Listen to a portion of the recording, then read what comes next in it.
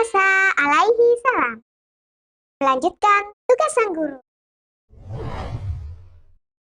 Assalamualaikum warahmatullahi wabarakatuh. Kembali lagi bersama Ustazah Intan dalam kisah Nabi dan Rasul.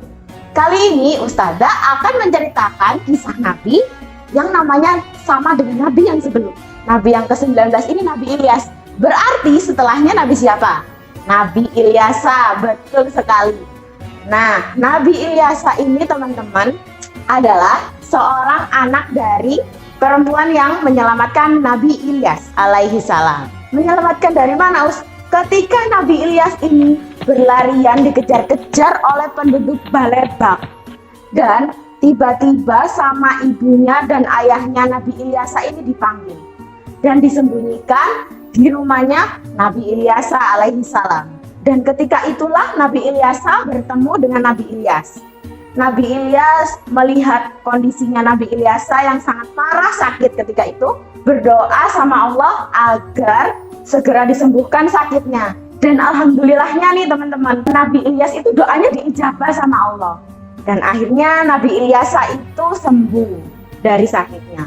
Ketika sembuh dari sakitnya, Nabi Ilyasa ini menjadi pengikut setia Nabi Ilyas. Dan semenjak itu Nabi Ilyasa sudah menjadi muridnya Nabi Ilyas. Nah, setelah jadi muridnya Nabi Ilyas, Nabi Ilyasa ini diutus oleh Allah. Ketika Nabi Ilyas alaihi salam meninggal, ternyata kaumnya Nabi Ilyas ini, si Bani Israel ini, kembali lagi menyembah berhala. Akhirnya Nabi Ilyasa yang diutus sama Allah untuk meneruskan perjuangan Nabi Ilyas.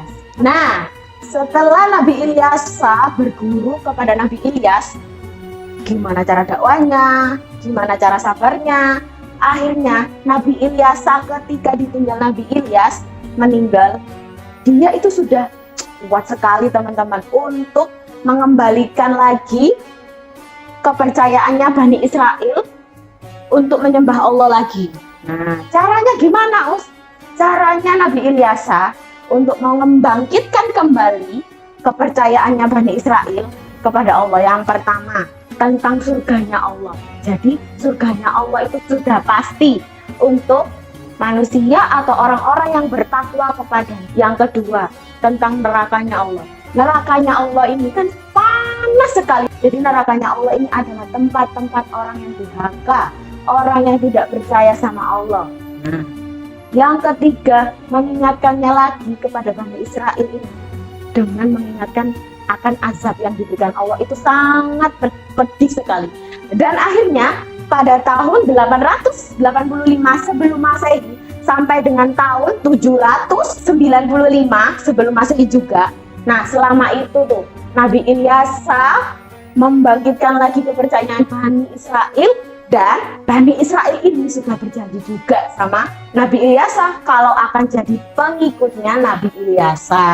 Seperti itu. Oh iya, mukjizatnya Nabi Ilyas dan Ilyasa itu sama nggak sih, Us? Mukjizatnya Nabi Ilyasa itu sama teman-teman, sama dengan Nabi Ilyas.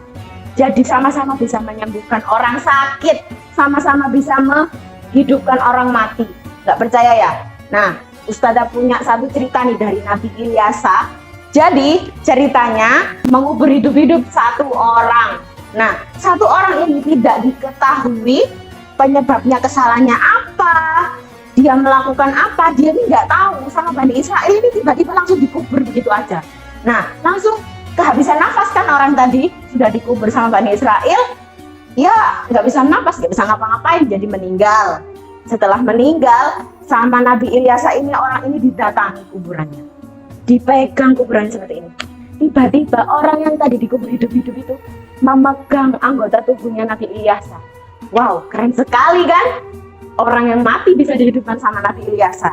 Nah, melihat hal itu, Bani Israel itu sangat terkejut dan makin percaya sama Nabi Ilyasa kalau misalnya Nabi Ilyasa itu diberi kekuasaan atau mukjizat sama Allah untuk bisa menghidupkan orang yang mati. Mukjizat ini atau kelebihan ini terdapat pada firman Allah surat Shad ayat 48 sampai 49. Nah, yang artinya, dan ingatlah akan Ismail, Ilyasa, Zulkifli, semuanya termasuk orang-orang yang paling baik. Ini adalah kehormatan bagi mereka. Dan sesungguhnya bagi orang yang bertakwa benar-benar disediakan tempat yang paling baik, yaitu surganya Allah.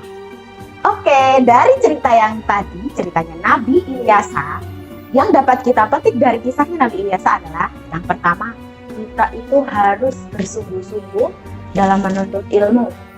Yang kedua, kita itu nggak boleh berputus asa di tengah jalan. Harus gigih, harus giat supaya apa yang kita inginkan itu tercapai. Yang ketiga, harus selalu sabar ketika kita menasehati seseorang, itu harus sabar agar mendapatkan hasil yang baik. Seperti itu. Oke, dari kisah yang tadi Ustazah punya pertanyaan buat kalian. Nanti pertanyaan ini dijawab di kolom komentar ya. Pertanyaan yang pertama, penduduk apa yang mengejar-ngejar Nabi Ilyas dalam kisahnya Nabi Ilyasa? Nah, yang kedua, pertanyaannya, siapa nama ayah angkat dari Nabi Ilyasa? Sekian ceritanya dari Nabi Ilyasa alaihi salam. Semoga cerita ini bisa memotivasi kita, bisa memberi kita semangat untuk menjadi orang yang lebih baik lagi. Terima kasih, kurang lebihnya Ustazah mohon maaf. Wassalamualaikum warahmatullahi wabarakatuh.